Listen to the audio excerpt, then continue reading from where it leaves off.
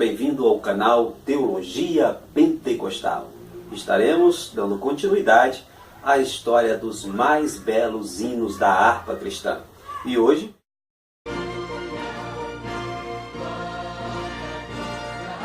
o hino que conhecemos no Brasil como Vencendo Vem Jesus nasceu como uma manifestação patriótica durante a Guerra Civil Americana, também chamada de Guerra da Secessão, que durou de 1861 a 1865. Em 4 de março de 1861, pouco antes de o republicano Abraham Lincoln assumir a presidência dos Estados Unidos, 11 estados do Sul, que naquela época contavam apenas com 19 estados, declararam unilateralmente a sua saída da União. Eles se opunham à extinção do regime escravista norte-americano, causa que era defendida pelos 8 estados do norte por Lincoln, que fora feito no final de 1860. Esposando essa bandeira, a tensão foi aumentando até que em 12 de abril de 1861, os Estados Confederados do Sul atacaram um posto militar da União na Carolina do Sul e a guerra efetivamente começou, só tendo fim quando as últimas tropas remanescentes dos Confederados se entregaram em 28 de junho de 1865. Era 20 de novembro de 1861, quando um banqueiro e filantropo, Samuel Hall, e sua talentosa esposa, Julius Hall, ambos abolicionistas, foram assistir um grande desfile militar no estádio de Virgínia. Esse desfile fora promovido pelo presidente Lincoln, que estava presente juntamente com os membros do seu gabinete, o general George McClellan e o casal Owen. Havia ido a Virgínia, acompanhado do governador de Massachusetts e o reverendo James Freeman, em 1810. Clark era líder da igreja onde congregava. Naquele desfile, todos tentavam levantar os ânimos, depois das 2 fragosas derrotas diante dos Confederados do Sul. Então, ao final do dia, quando já se dirigiam a Washington, o casal Owen ouviu alguns soldados da União cantando uma canção de marcha, batizada por eles como John Brown Body, que traduzido, o corpo de John Brown. Owen ouvir essa canção pela primeira vez em 20 de novembro de 1861, mas ela fora criada meses antes por 3 sargentos do 2º Batalhão de Infantaria de Boston, Massachusetts, por ocasião de uma cerimônia de hasteamento da bandeira em 12 de maio daquele mesmo ano.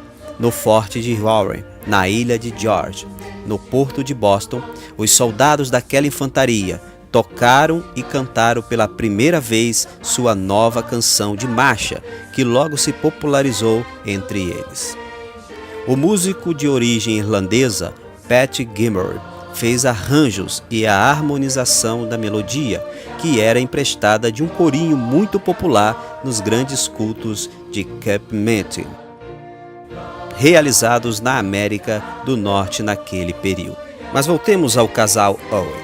Naquele dia de 20 de novembro de 1861, ao ouvirem a canção de marcha de John Brown Body, que ainda ganharia outras estrofes e a inclusão do coro Glory, Glory, Hallelujah, os Howes ficaram impressionados pelo fervor com o qual era cantado por aqueles soldados, e também pela sua melodia contagiante.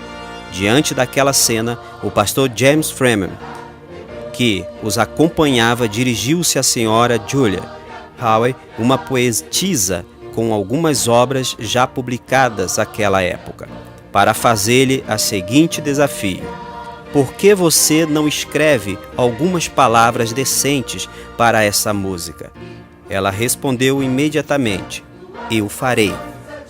Dias depois, a inspiração surgiu. Conta a própria Howe: eu acordei ainda na penumbra da madrugada e enquanto estava esperando a aurora, as longas linhas do desejado poema começaram a entrelaçar em minha mente. Disse a mim mesma: devo levantar e escrever estes versos, para que eu não caia no sono e os esqueça.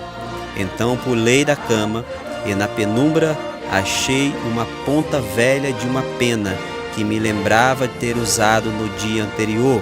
Praticamente rabisquei os versos sem olhar para o papel. Em 13 de janeiro de 1862, esse hino seria publicado pela primeira vez no New York Tribune, para qual Julia Ward Howe vendeu para $5, uma quantia considerável para a época. Conta o hinólogo Bill Church que o hino de Howe teve inicialmente pouca aceitação, até que o capelão metodista Charles Cudley McBain, em 1800, começou a cantá-lo para o seu regimento de Ohio, denominado os Voluntários, quando o pastor McCabe foi capturado e jogado na prisão da River, em Richmond, Virgínia, em junho de 1863, pelos Confederados do Sul. O hino favorito do reverendo foi rapidamente popularizado entre o povo que defendia a União. Na própria cadeia, ele ensinava o hino aos demais presos. Em outubro de 1863, ele saiu da prisão, debilitado em sua saúde, e 8 de janeiro de 1864, resignaria da capelania por causa dela. Um mês depois, ele foi convidado a participar de uma reunião da Comissão Cristã dos Estados Unidos, na Câmara dos Representantes, com a presença do presidente Abraham Lincoln. Depois de contar com os soldados esse hino, cantou a pedido de um dos presentes. Conta McCabe: quando chegamos ao coro, a plateia se levantou. Oh, como eles cantavam! A banda nos ajudou. Eu mantive o tempo para eles com a minha mão, e a poderosa audiência cantou no tempo exato. Alguns gritaram em voz alta o último verso, e acima de todo o tumulto ouviu-se a voz do Sr. Lincoln dizendo: cante-o novamente. Conta o hinólogo Kent Osbeck que, ao terminar de cantar, a audiência presente aplaudiu a McCabe fervorosamente, e o presidente Lincoln, com lágrimas nos olhos, pediu outra vez: cante-o novamente. O presidente ainda convidaria depois para cantá-lo na Casa Branca. Consagrava-se ali, de vez, o hino da Batalha da República, como a canção fora batizado pela poetisa e a ativista social Julia Howe. Esse hino seria cantado também no enterro de Lincoln, Winston Churchill, Robert Kennedy, Richard Nixon, Ronald Reagan, e era um dos hinos preferidos do célebre general norte-americano George Patton. A autora Julius nasceu em 27 de maio de 1819, na cidade de Nova York. Seus pais eram episcopais calvinistas, mas Howe, ainda jovem, tornou-se arminiana. Ela e seu esposo realizavam muitas obras sociais. Seu marido foi, inclusive, diretor de um instituto para cegos.